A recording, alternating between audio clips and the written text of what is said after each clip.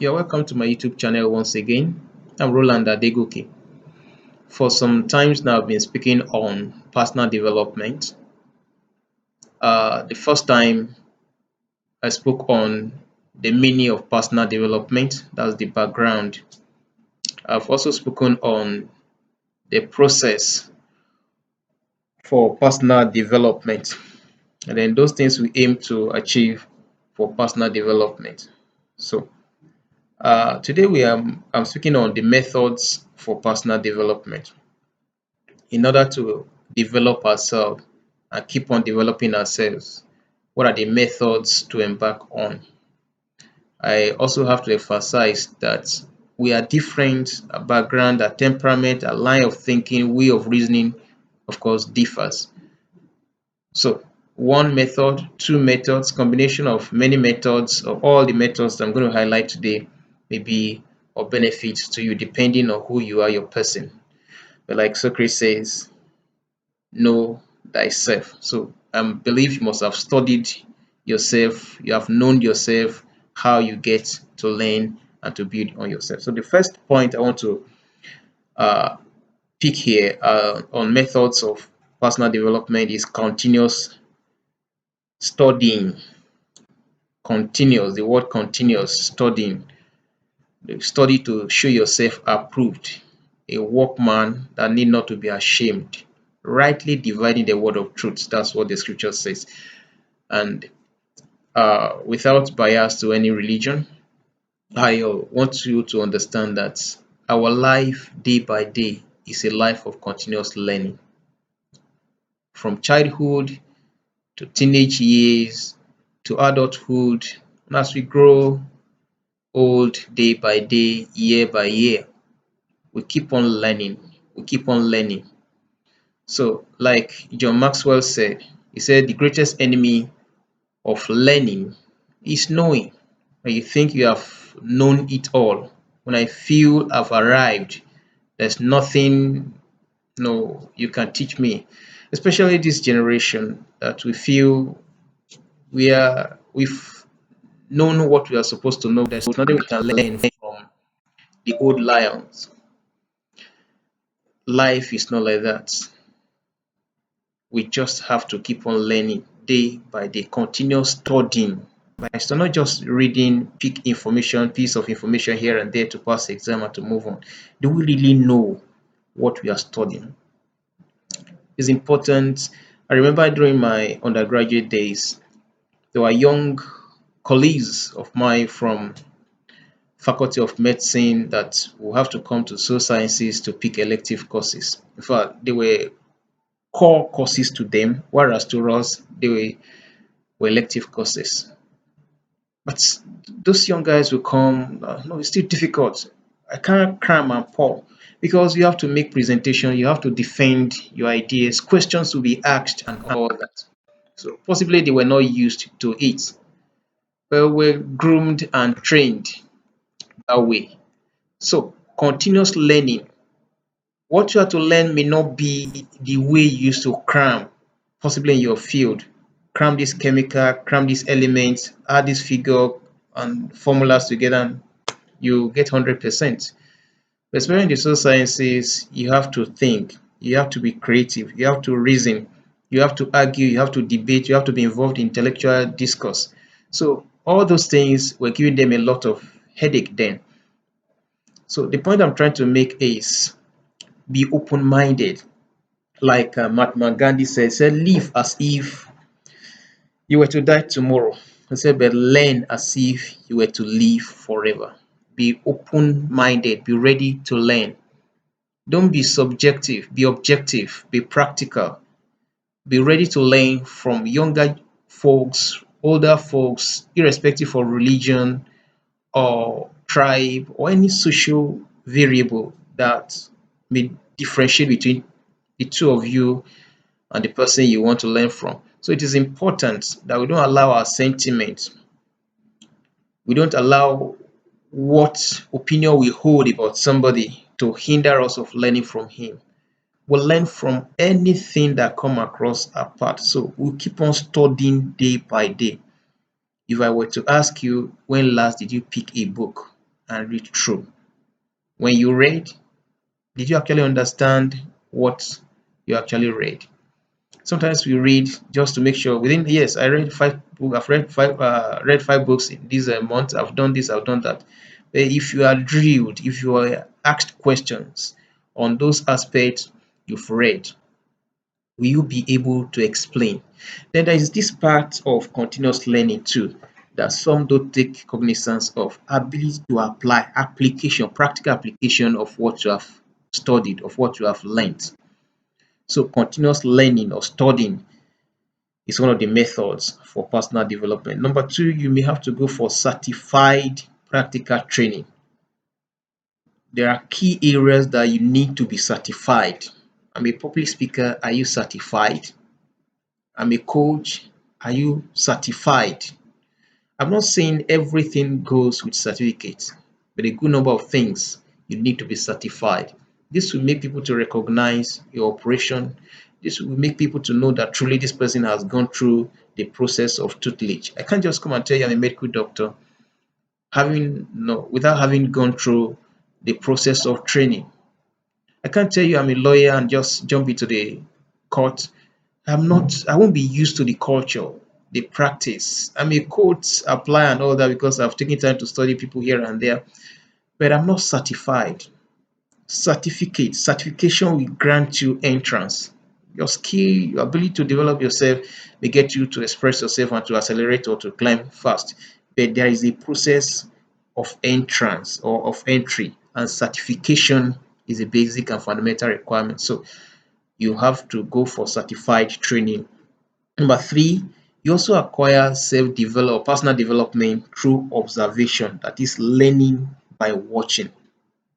At home, how do I prepare this particular meal? Observation.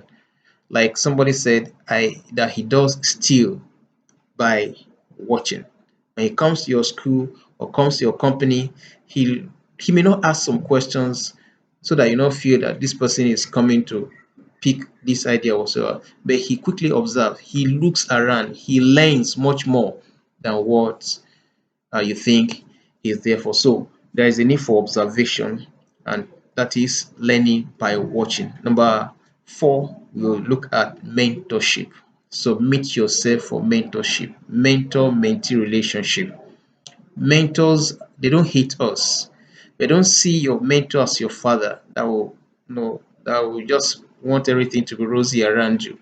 There are moments or times that mentors will be strict. You give you assignment, if you don't do this assignment, you'll be penalized. Mentor-mentee relationship. Mentorship is a process through which you learn from somebody who you see as a teacher or a father figure, but not just a father figure, the soft part of father figure, the the painful part of training too must be added.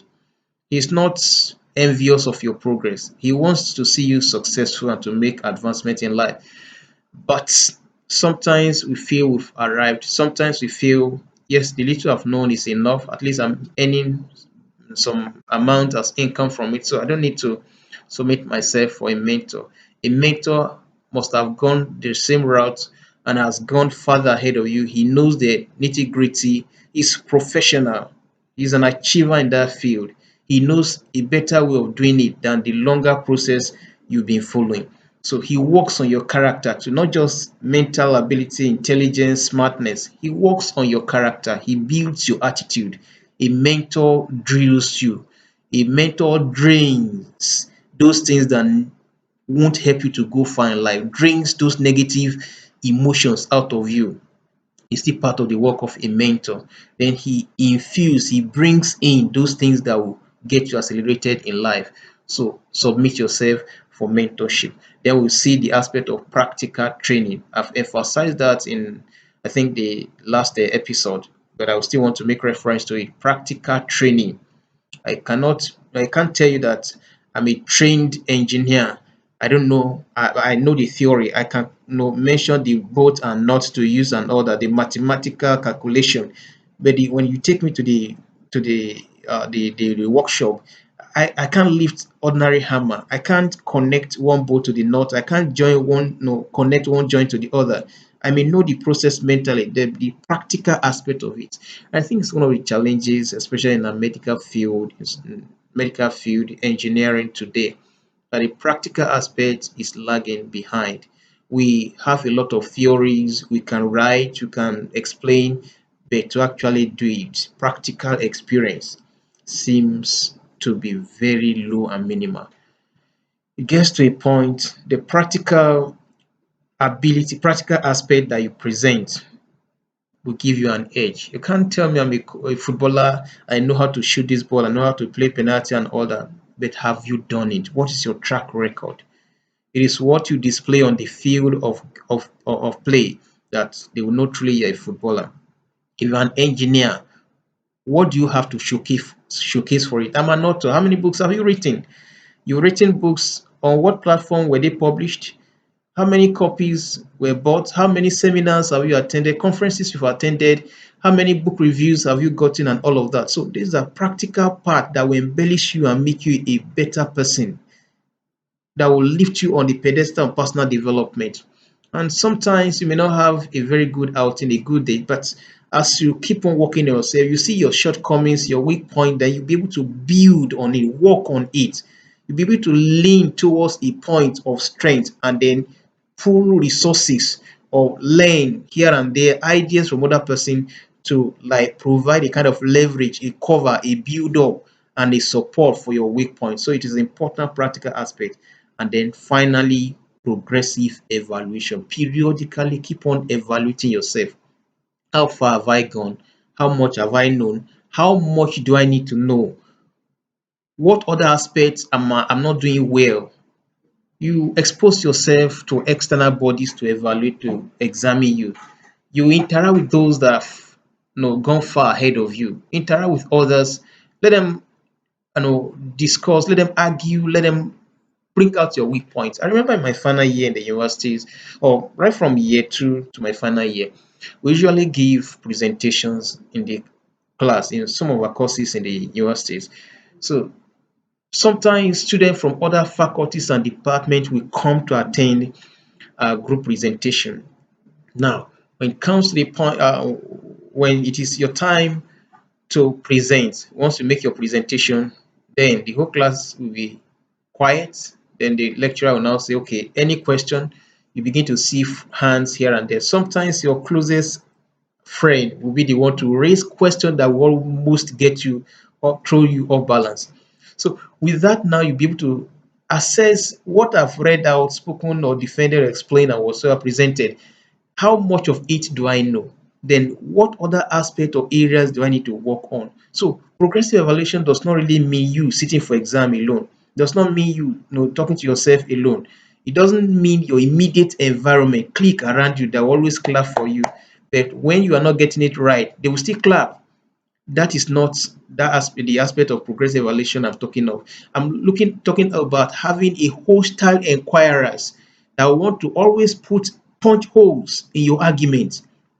All these things will help you to sit up and to know that you have not arrived yet. It is important day by day that you work on yourself and see how you always keep on to evaluate your progress. Progressive evaluation is an integral part of personal development. There's no way you can tell us you are developing yourself that you are not measuring, you are not evaluating the progress you have made so far. Areas that you are picking up very fast, areas that you are not really picking up, and all that are important. So progressive evaluation is an essential and integral and fundamental part of personal development. So as we prepare and relate with others and prepare for our work for the day, I encourage you, I challenge you to make personal development a deliberate decision, a deliberate action, and then measure it how far you are going. Then when next we meet, we'll be able to tell one another if the platform is there, to encourage one another and see how the videos so far, episode 1 to 4, must have made impact on our productivity. I wish you all the best once again. Thank you very much.